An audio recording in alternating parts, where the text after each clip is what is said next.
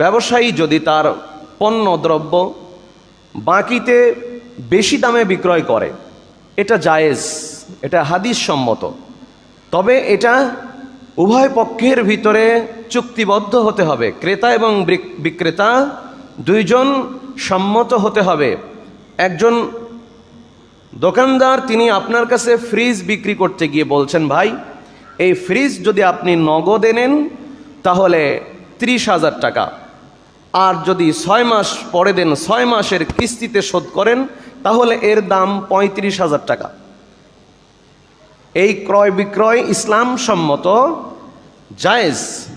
সম্মানিত উপস্থিতি, এই অতিরিক্ত নেওয়াটা আবার সুদ নয়।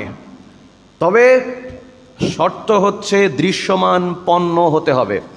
আপনি চালাকি করে এখন একজনের কাছে টাকা দিলেন, ভাই মনে করো 30,000 টাকা দামের ফ্রিজ তোমাকে দিলাম, তুমি আমাকে 6 মাসে 35,000 টাকা দিবে। ফ্রিজও নাই, কিছুই নাই, আপনি ডাইরেক্ট টাকা দিলেন, হবে না।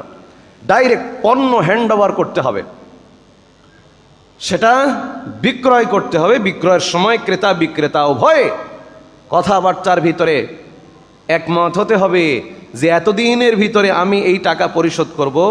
নগদে নিলে 30, বাকিতে নিলে 35, এই 6 মাসের ভিতরে আমি 35,000 টাকা পরিশোধ করে দেব। ঠিক আছে, আমি এটা নিলাম। এটা সুন্নাহ সম্মত, হাদিস সম্মত ক্রয় বিক্রয়। সম্মানিত উপস্থিতি,